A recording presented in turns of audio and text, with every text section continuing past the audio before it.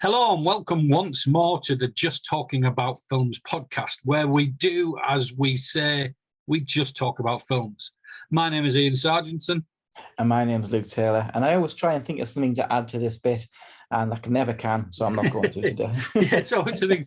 It's like then when I was, and we always do what we say. We just, but that's the wonder of live podcast. Well, we're not live, but we're just doing it. So, but either way, it's great that you're here. Yes, it is wonderful to have you with us to just talk about films, what we've seen this week, what we're looking forward to, if we've seen any good trailers this week, and our gut reaction questions, all of which are coming into you live today. Yeah. Is that right, Ian? So a friend of the show is WhatsApping me because he knows that we're recording now. So he's going to WhatsApp me the gut reaction questions. He's going to WhatsApp me 5 of them, he said. So I don't know what they are. They've come through now, but I haven't looked at my phone, and we'll see what we get. It's going to be fun. It's going to be fun. I've got a few on paper, but we'll save them for next time. So. Yeah. Good. So what have you seen? Do you want to go first or do you want to go second? It's up to you. Whatever you want. Whatever you want, mate. Well, I know one of the films we've seen this week, we've both seen. So we could start with that one and then go away if we go from there. Okay. Because I believe this week you watched Jerry and Marge Go Large. I did, yeah. And I did likewise. Okay, so what did you? Let me just tell the premise of someone. If anybody hasn't watched it or heard of it. So basically, it's a true story, based on a true story about a guy in a small town in the States who figured out a flaw in one of the local state lotteries, and he played it and made $27 million in winnings just by a mathematic formula that he figured out. So it's an adaptation of that story. And like many of them afterwards, I watched the documentary or the 60-minute, whatever it's called, and 60 Minutes, the program about it actually. So that's what it's about a guy who figures that system out and endeavors to make a lot of money, but do good with it as well. So what did you think, Luke? I've got to ask you in that case, I never watched the documentary afterwards. How accurate is the film compared to what happened? So as far as I'm concerned, it's quite similar, but he didn't, like in the film, he works for a company, a well-known company, but he didn't. They owned the shop in this one. Right. But then he'd retired from owning the shop, and I think he went back into the same store and bought and drank his coffee as it showed you and figured this out and then bought his tickets. So. Gotcha. But a lot of the other stuff's similar, but yeah, he didn't retire from a company, he retired from owning the shop. Right. Okay. It's one of those films, I don't know what you thought, it popped up and my initial reaction was, that doesn't look like much. And then you go, but Bryan Cranston's in this. It's got to have something going for it. Yeah, I mean, for me, I like true stories, and I like, true stories that to some degree are about an underdog or someone achieving something remarkable. So I was drawn by the story rather than the fact that Bryan Cranston was in it, because I've seen a couple of his films lately that I've been like, Well, there is that. I'll tell you what put me off was the title. The title sounded a bit like, I don't know what this is. Yeah, Kevin and Perry did it first, didn't they? But actually, I thoroughly enjoyed it. I really did. I thought the story is very... the word that came to me was just joyful. It was nice seeing somebody doing something nice for his community and enjoying doing it. And I think the fact that as a married couple that they're really sort of bonding over doing this lottery thing and having a good time while doing it, it's just made it really enjoyable to watch. Yeah, I enjoyed it. It was cheesy in parts. I think the antagonist that comes into the film later on, he's a bit of a cliche, a bit one-dimensional. But yeah, I thought Bryan Cranston played a good part. I liked that sense of adventure. As you say, it was a film that you smile at. The fact of what they did, how they did it, in terms of how time-consuming it, I'd be like, I'm not sure I could be bothered even for 27 million. But the fact that it was a very community thing, and I liked the ending in the film, and yeah, I thought it was just really nice. I think I can't remember what my review was. It was 3 words or something. cheesy, cliched, beautiful, or something like that. It's just, That's a good review. Yeah, I just like, it was nice seeing someone doing something good for the time. I'm glad that's real as well. That just gives it that extra something nice about it. But even as a story, I enjoy, I mean, they buy him when he's retiring at the start. They buy him a boat, which become of this symbol of this life he doesn't really want. yeah. And there's a bit where the boat gets a little bit smashed up by accident. It was excruciating to watch that. Yeah. But I think Bryan Cranston's very good. He has this sense of this. He's really good at playing a guy who you kind of pity to start with, Yeah. and then can grow to admire as you see him come alive, or grow to fear as you saw in Breaking Bad. Yeah, there was a lot of early Walter White in this, and I thought that's where we were going to go. When like the antagonist that I'm talking about, I thought he was going to go all, you know, I am he who knocks on him and stuff like that. Do you know what I mean? Yeah. So, but obviously it was a different character. There's a lot of early Walter White in this character, the vulnerable, almost pathetic underdog. But yeah, it was a great film to pass the time. It was one of the ones that catered on to Ben. I thought I want to watch something a bit light, something a bit feel good, something modern that I haven't seen. So I watched that and I didn't regret it. I really enjoyed it. Yeah, I enjoyed it. It feels like a TV movie. But that's not a bad thing. I'd recommend it, and you can get that on Paramount Plus. Yeah, Paramount Plus, which is it's all free on Sky at the moment, isn't it? So that's how I got it. That's same here. It was like when they were talking about Paramount Plus coming, I think, well, I'm probably not going to get that, but you get it free if you got Sky Cinema. So hey. So I watched that, and I think there's only Bryan Cranston and is it Anna Camp that I recognised from anywhere else. So, I think there was who plays his wife. I reckon it's Anna Bening, isn't it? Is it? I think it's Anna Bening. So, yeah, Anna Bening plays his wife. Oh, it's got Rainn Wilson in it as well as the shopkeeper. Oh yeah. He was a lot of fun in it. Yeah. I'm not sure how true to life he was, but I hope fully. Because he narrates it, doesn't he? So that's good. Yeah. So yeah, recommend that one. It's a good watch. Jerry Marge go large. Right. So I've got another one. You've got another two. Do you want to go first with one of them, and then I'll do mine, and then you do yours? Yeah, so I mentioned last week I'd started watching SpiderHead, and I finished that. Oh. So that, again, it's a film. The concept is really good. I think it's not like it's not been done before, but it's quite a good concept, interesting.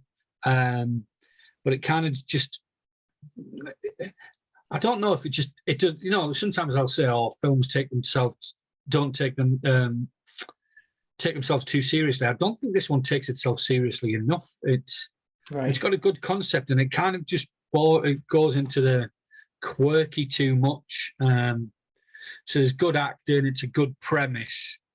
There's good actors in it, but it becomes a bit indulgent because it's about this prison where the guard is trying to create medication or big pharma that will control people, so can stop prisoners from committing crimes by making them feel happy, or do you know what I mean? But then also making them feel fear and different things. So it's about that experiment. There's a bit of betrayal, and there's more than meets the eye. And it's got Miles Teller in and Chris Hemsworth, is it? And a few of the big names. So it was good, but it could have been so much more if it had taken himself a bit more seriously, say, rather than just being too tongue-in-cheek, and say it was a bit gratuitous with the sex and the violence experiments, really. So, but yeah, there's a lot of ethical questions in it, a lot of moral questions that are raised, and a bit in the same way that there was with what was that big TV show that everyone was into last year on Netflix? You know, the Korean one, I think was. Squid Games. Yeah, Squid Games. So a bit like that it raises, it's a bit indulgent at times, it's a bit much, but then it raises questions more moral and about the human condition. So for that, it was good, but it's not the easiest watch. But it was all right. Okay. Do you recommend me giving it a try? I don't know. It depends what you're into. It's like, so obviously they do these experiments, and one of them is like trying to see if they can create falsely by chemicals an attraction, so that you would be attracted to someone you're not physically attracted, and then you turn that up so there's physical attraction. So these people are animal attraction to one another, but then it's like it just goes into it too much, you know what I mean? It's like, well, we've seen this, we know, yeah. And then the same with violence, the same with fear, the same. So, but the ethical questions it raises are good. It's just whether you want to, you know, it is not loads of it, but it's just more than you need, I think. Okay, it's good to know. But it's all right. And then I rewatched Forrest Gump. So. Forrest Gump, which is a favourite of mine. So it's been a while since I've seen it. So I just thoroughly enjoyed it. I think I enjoy it more every time I watch it. It's just a great piece of filmmaking, a great piece of. It was based on the fact that we were talking last week about who would invite to our dinner party, and I said Forrest Gump for his storytelling, and I'm even more so now. He's just what a guy. So I'm not sure anyone would get a word in edgeways like, but yeah, it's just a great watch. It's like 4 films in one, so I really like it. Still not a fan of Jenny. I think that film does Jenny wrong. Yeah, we've talked about this before. I think she's one of the worst bad guys in cinematic history.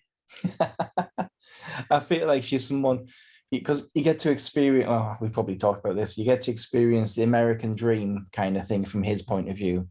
And she goes through the dark side of the American dream and then seems to get punished for it all the way. Yeah, but she breaks his heart. Anyway, So yeah, thoroughly enjoyed that again. So. Good. Yeah, it's a good film. A very good film. Well, the other one I saw this week was, we went to the cinema to see Elvis, the new Baz Luhrmann film. A lot of people have been very harsh with that, I think. Certainly the critics saying, you know, it's too, a lot of the reviews have said it's, you know, too energetic, too glitzy to really get to terms with the character or who Elvis was. And I was thinking, have any of these reviewers ever seen a Baz Luhrmann film before? Because what did you expect? You know, he has a style that he does. When you go see a Baz Luhrmann film, you know what you're going to get. You're not going to get maybe the same depth of character, but you'll get this really entertaining ride. And some saying, you know, it doesn't play enough of the music, but again, it's trying to cover the entirety of somebody's life and keep the pace going. And you get bits of songs, which is, you know, I think it depends whether you like Baz Luhrmann as to whether you like it. I like his films a lot. And so I had a great time. I think from the moment the guy who's playing Elvis, what's his name again? Austin Butler, brilliant, brilliant performance. You totally believe he is Elvis Presley while you're watching the film. In fact, I came out with the film, I think, what does Elvis actually look like? You know, when you kind of like blur the images in your head. He captures them really well. And maybe it doesn't get into the depth of who he is as a person, but I think it does have a lot to say about the circumstances he found himself in. It maybe glosses over some parts of his life a little bit, but it's about his relationship with Colonel Parker. Yeah, Tom Hanks, is it? Yeah, Tom Hanks, which is a strange performance. It's very strange. It's like he comes in and goes, yeah. He even says, you see me as the villain of the piece. And you're like, well, yeah, when you're talking like that, of course I do.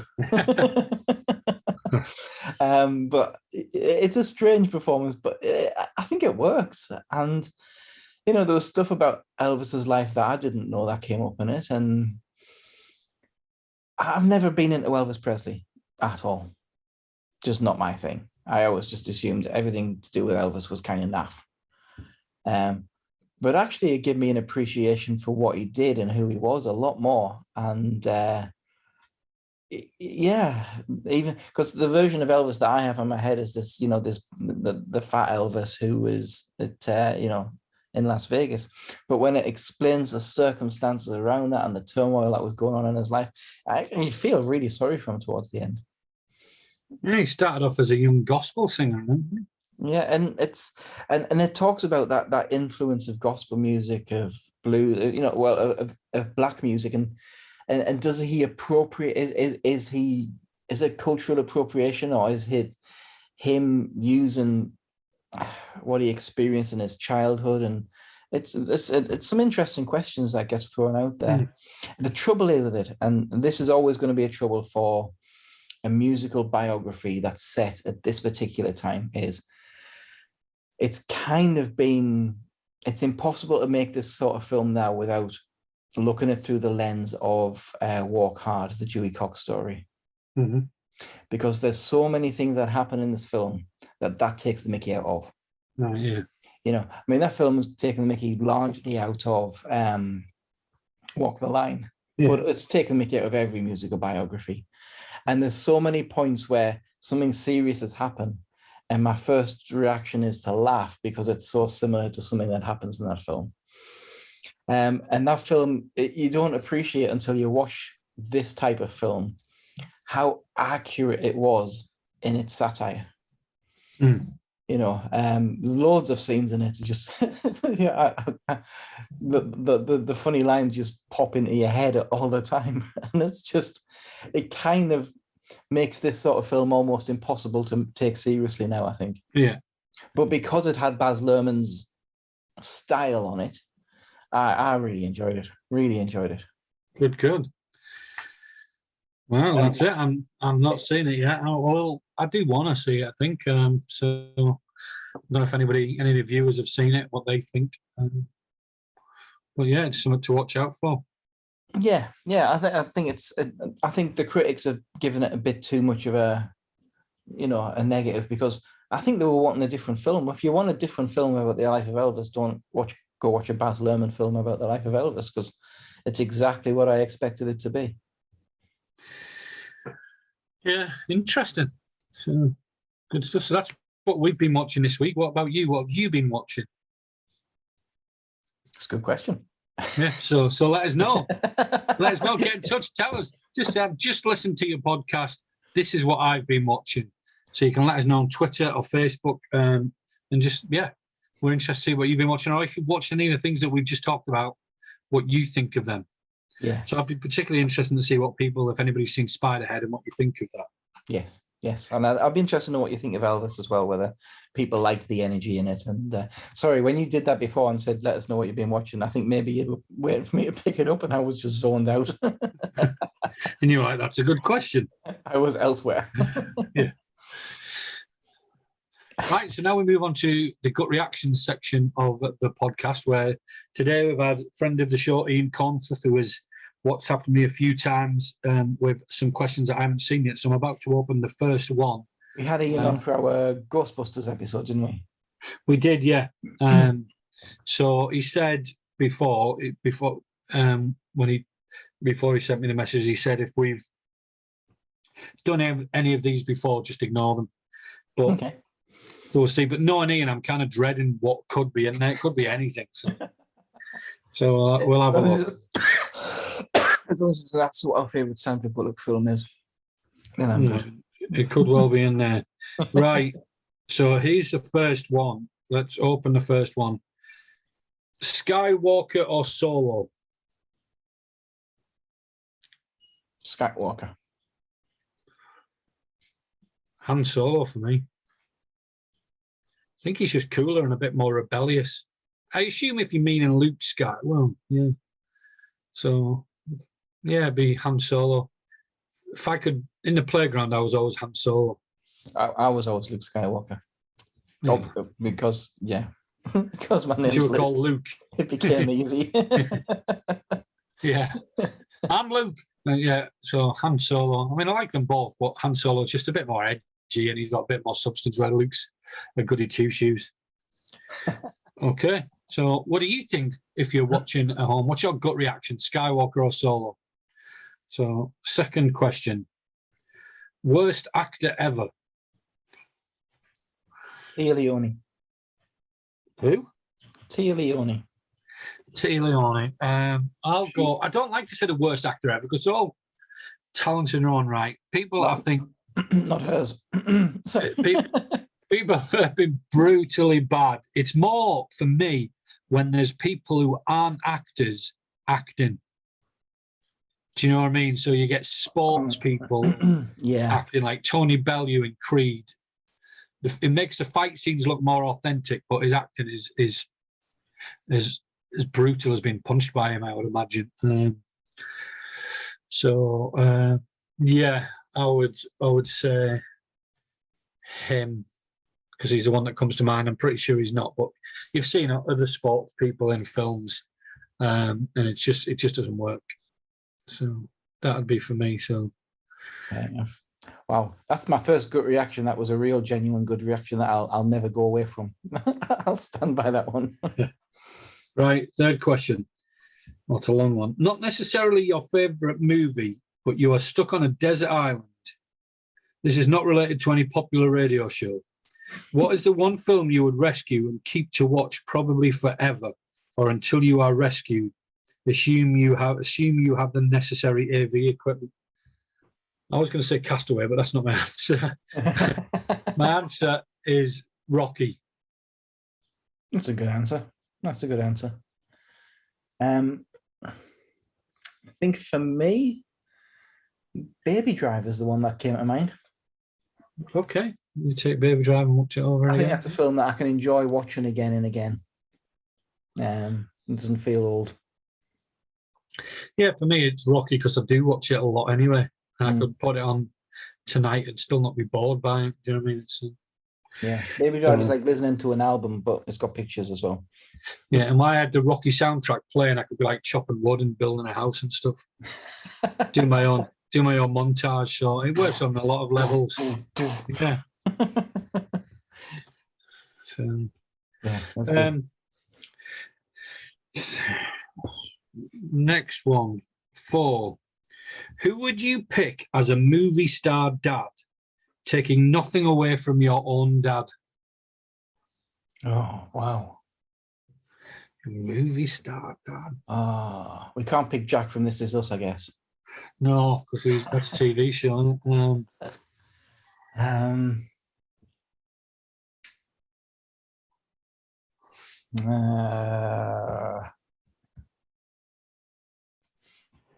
My gut reaction was Tony Stark. Okay. Yeah. You just have loads of cool cars and money and do what you want, really. Yeah, that's true. I think that's why I picked mine as well a little bit. That's Vito Corleone. Imagine going to school. Imagine being grounded. I mean, no one would pick on you. Vito Corleone and Tony Stark. I mean, I'm not sure Tony Stark would be that warm and, affirming. No, maybe not. Although he is to his daughter in the films. Yeah. So that's what I'd choose, right? Yeah, that's Vito Corleone is the kind of dad where you can go to school and say, "I'll get my dad on you." Yeah. Yeah. TV show you would like to see made into a movie, and a movie you would like to see as a TV show. TV show I would like to see as a movie. It'd have to be an old TV show, not a recent one, I think. Because a lot of recent TV shows are practically movies anyway. Yeah.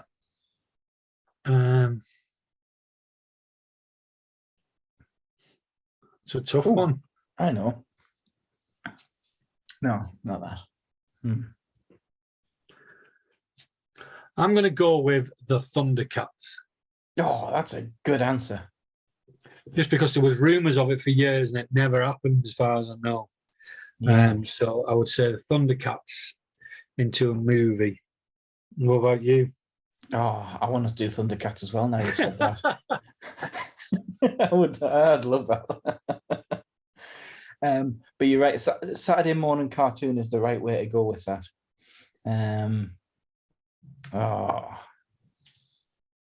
I tell you what, actually, Dungeons and Dragons. You know the cartoon that used to do. Not the Dungeons and Dragons movie that was made, because that was dreadful. But that cartoon as a movie. Yeah. Okay, that's a good shout. Yeah, very good. So, and then a movie you would like to see as a TV show. And I like this sometimes because the films that are made into TV shows now, because they can do more with them. Mhm. Some work and some don't. Some work initially and then don't. Like, I liked Shooter initially, but then it just descended into chaos. I don't think Taken worked, but some of them worked really well. Taken didn't. Taken didn't make any sense either, because anyway, that's by the by. So, a movie you would like to see as a TV? Oh, I know, The Nice Guys. Yeah, The Nice Guys. Maybe not remade, but a continuation of their story. Because I could have watched, was it Russell Crowe and Ryan Gosling? Yeah. Those two characters banter. I could have watched that for hours. So as a TV show, you'd get to do it. But it has to be the same cast. Yeah. I think I would like, I don't know if it'd work. It's trying to, gut reaction, I'm thinking out loud. So my gut reaction was RoboCop. Oh, it was a TV series. But I'm not sure it'd work, but that was my gut reaction. So I've got to go with what I first thought. But It's an interesting idea. But I think you'd run out of plot soon enough, but we'll see. So that was mine. So those are the questions. Thanks, Ian, for those. What are your answers if you're watching? Well, you are watching if you're hearing this, wherever you're watching and listening. So the questions were Skywalker or Solo, worst actor ever, not necessarily a favourite, but if you're stuck on a desert island, what film are you watching? Or what would you rescue and take with you? Who would you pick as a movie star dad, taking nothing away from your own dad? So I've done for a character there, but it says, now I've just reread it, it says movie star dad. So I took Tony Stark, but if we had a movie star for a dad, like an actor? Yeah. Well, we'll do both because I'm not sure what you meant. But... Right. So do Tony Stark as a character and a movie star. That's harder. Yeah, there's a gut reaction. I don't know what they're like. Tom Hanks, he just seems like a nice fellow, doesn't he? Who's that? Tom Hanks. Tom Hanks. Oh, good answer. Good answer. I was thinking Kevin Bill Costner. Murray. Yeah, Kevin Costner. So he just seems solid. Yeah. So we've answered both of that. So you can answer both as well. Movie character or a movie star. And the TV show you would like to see made into a movie, and a movie you would like to see made into a TV show. Let us know what your answers are for those. Yes, and should we post those questions on Twitter, like spaced out over the course of the week, and on Facebook, so you can reply to them on there as well? We will, yeah. Brill. That was fun. I enjoyed those ones. Thank you, Ian. And if you ever want to send us a bunch on WhatsApp like that, or just send them in to us one at a time, we love those gut reaction questions. They're fun. Yeah, they are. But it's the same every week, though. I'm like, well, this is actually my answer, because I answer the question and I think about it and I have better answers. Yes, you've got a chance to update your answers on Twitter during the week. Yeah. Is there anything you're looking forward to? Have you got any film planned this week, Luke? No, well, we're toying with the idea of going to see the second Minions film this weekend. Because, you know, much as I don't like the fact that it works, I can't help but I laughed consistently through that trailer. And the first Minions film, again, I laughed and laughed through it. And I feel ashamed a bit of that. Well, you like what you like, don't you? So yeah. There's something about the juvenile nature of them that just makes me giggle. Isn't Thor out this week, though? No, I think it's next week. I think it's out next week. I think it comes out on the 8th. I'm just seeing a lot of publicity about it. So it's next week, isn't it? So yeah, we'll see. I mean, I've got no film plans as yet, but I'll have to have a look. It's been I had a lot going on lately with work. So today's my day off, and I've been mad busy all day. So didn't even chance to consider the cinema or even the golf course today. So. We'll have a look. Well, that's been good fun. Yeah, good fun. So let us know what your answers were to gut reactions. We'll post them on social media.